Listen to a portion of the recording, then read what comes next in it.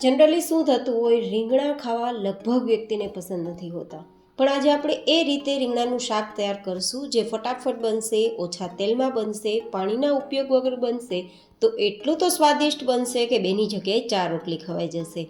અને ઓળો બનાવવાની જો તમને ઝંઝટ લાગતી હોય, સમય ના રહેતો હોય, તો તમે એકવાર આ રીતે શાક બનાવવાની ટ્રાય કરજો. તમને આ શાકમાં ઓળાનો પણ ટેસ્ટ આવશે અને પંજાબી શાકને ટક્કર મારે તેવું આપણે શાક તૈયાર કરીશું.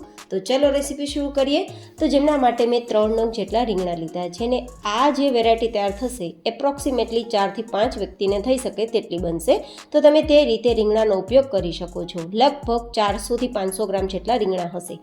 આજે આપણે જે રીંગણા લીધા છે ને તે એકદમ સોફ્ટ છે, જેથી તે ફટાફટ આપણું શાક તૈયાર કરે. તો તમે પણ જો રીંગણા પસંદ કરો તો એકદમ સોફ્ટ હોય તેવા જ પસંદ કરવા.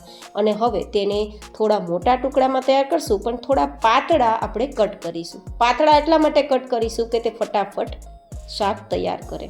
અને જેવા આપણે ટુકડા છે તે તૈયાર થતા જાય તે ટુકડાને આપણે પાણીમાં ઉમેરતા જશું, જેથી કાળા ના પડે.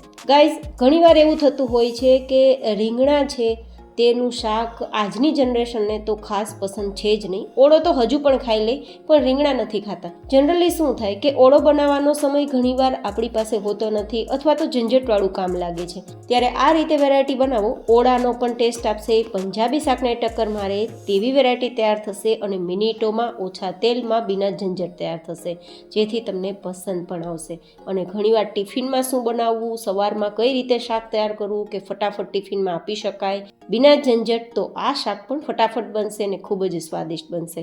જે ખાશે તે આંગળા ચાટતા રહી જશે. હવે તડકો તૈયાર કરવા માટે 3 થી 4 ચમચી જેટલું તેલ ગરમ કરીશું. એકદમ ઓછા તેલમાં આપણું આ શાક તૈયાર થશે. જો કે તમે 2 ચમચી તેલમાં પણ તૈયાર કરી શકો અને આનાથી વધારે તેલમાં પણ તૈયાર કરી શકો. તેલ થોડું મીડિયમ ગરમ થાય ત્યારે અડધી નાની ચમચી જેટલી રાઈ, જીરું અને 1/4 ટીસ્પૂન જેટલી હિંગ ઉમેરી દઈશું. અને હવે 1 કપ જેટલી રફલી ચોપ કરેલી ડુંગળી ઉમેરીશું. મેં થોડા ડુંગળીના ટુકડા મોટા રાખ્યા છે.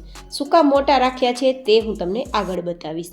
તો આ રીતે ડુંગળીને સમારી સાદા પાણીથી ધોઈ અને પછી આપણે તેલમાં ઉમેરવાની છે. તો આ રીતે ડુંગળી ઉમેર્યા બાદ હવે આપણે લીલું લસણ ઉમેરીશું, લગભગ 1/4 કપ જેટલું.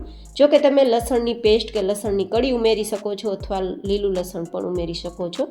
અને સાથે 3 થી 4 નંગ જેટલા તીખાસ માટે મરચાંના ટુકડા અને 3-4 ઇંચ જેટલો આદુનો ટુકડો આ રીતે ગ્રેટ કરીને ઉમેરશું. તમે પેસ્ટ પણ લઈ શકો છો.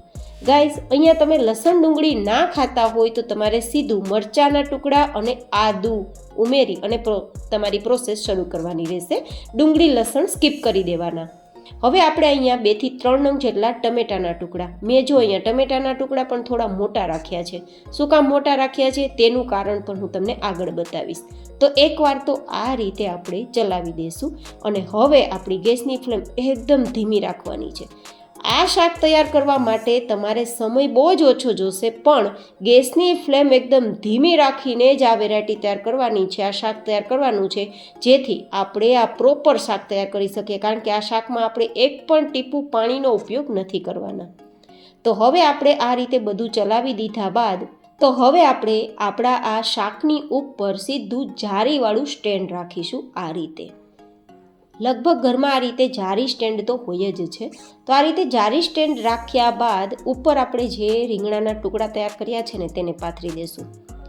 તમે જો આ રીતે રીંગણાના ટુકડા મોટા ન પથરાતા હોય અથવા બરાબર સેટ ન થતા હોય ને તો થોડા નાના ટુકડા પણ કરી શકો છો. ટુકડા નાના મોટા તમે તમારી ચોઈસ મુજબ રાખી શકો છો. પણ મારી પ્લેટ થોડી મોટી છે અને આરામથી બધું પથરાઈ જાય તેમ છે, તો મેં થોડા મોટા ટુકડા રાખ્યા છે. આ રીતે જેટલા આપણે ટુકડા કર્યા છે ને બધા જ આ રીતે મૂકી દેવાના. જનરલી શું થાય, પાણીના ઉપયોગથી શાક તૈયાર થાય ને તો શાક છે ને મોરું પડી જતું હોય છે અને પરિણામે તેનો સ્વાદ જેટલો આવવો જોઈએ ને તેટલો નથી આવતો. તો મેં અહીંયા સ્ટીમથી તૈયાર કરવાની ટ્રાય કરી છે અને જે ટેસ્ટ આવ્યો છે તે અમેઝિંગ આવ્યો છે. તો એકવાર આ રીતે ટ્રાય કરજો. આપણે તેને ઢાંકી દેવાનું છે અને પછી એકદમ ધીમા ગેસની ફ્લેમ પર અને ધીમી ફ્લેમ પર આપણે 5 થી 7 મિનિટ માટે આપણે અહીંયા રીંગણાને સ્ટીમ થવા દેશું, બફાવા દેશું.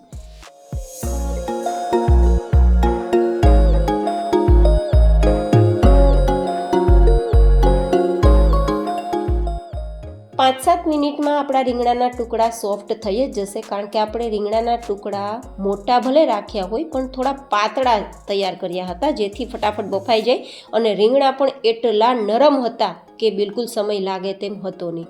તો આ રીતે આપણે બધા જ રીંગણાને ચેક કરી લેવાના, એકદમ અંદરથી ચપ્પુ જાય તેટલા નરમ થઈ ગયા છે. તો હવે તે પ્લેટને આપણે સાઈડમાં રાખી દઈશું, કારણ કે આપણા રીંગણા એકદમ સરસ બફાઈ ગયા છે. આપણે અહીંયા એક સાથે બે કામ કર્યા છે, નીચે આપણી આ રીતે ગ્રેવી કૂક થઈ જાય અને ઉપર આપણા રીંગણાના ટુકડા એકદમ સરસ બફાઈ જાય. હવે જો આ બધી જ વસ્તુ એકદમ સરસ મેશ થઈ ગઈ છે, છતાં તળિયે નથી બેઠી. તળિયે નથી બેઠું એનું કારણ છે ગેસની ફ્લેમ ધીમી રાખી હતી, જાડા તળિયાવાળી કડાઈનો ઉપયોગ કર્યો હતો, અને બીજું આપણા જે શાકના ટુકડા હતા ને તે થોડા મોટા એટલા જ માટે સમારેલા હતા કે બધા જ ટુકડા થોડા નરમ થાય ને ત્યાં સુધીમાં આપણા જે રીંગણાના ટુકડા છે તે પણ સોફ્ટ થઈ જાય. જો આપણે ડુંગળી અને ટમેટાને વધારે થોડા નાના સુધારેલા હોત ને તો આપણા રીંગણાના ટુકડા સોફ્ટ ના થાત, ત્યાં સુધીમાં આ ટમેટા અને ડુંગળી બંને મેશ થઈ જાત. એવું ના થાય ને તેના માટે જ આપણે ટમેટા અને ડુંગળીને થોડા મોટા સમારેલા હતા.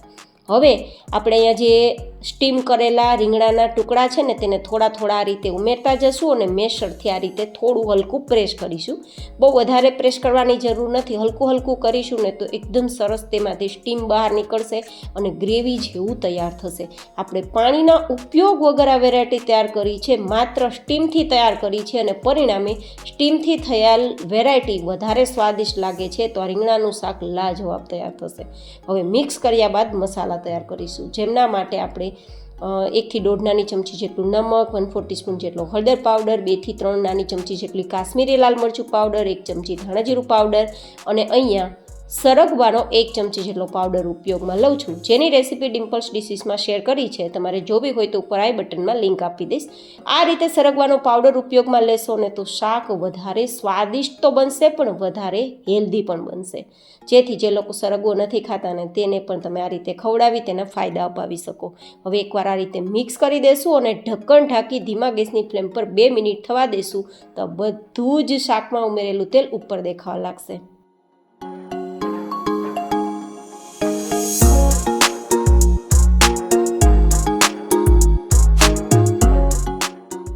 2 મિનિટ પછી એકવાર ચેક કરી લેવાનું.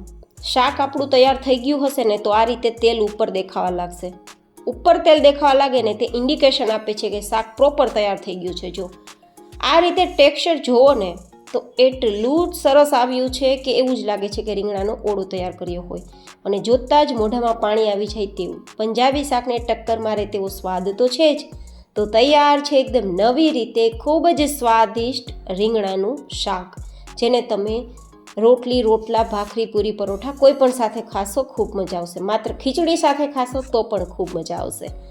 તો કેવી લાગી તમને આજની આ નવી રીતે રીંગણાનું શાક તૈયાર કરવાની રેસીપી? મને તમે જરૂર ફીડબેક બતાવજો.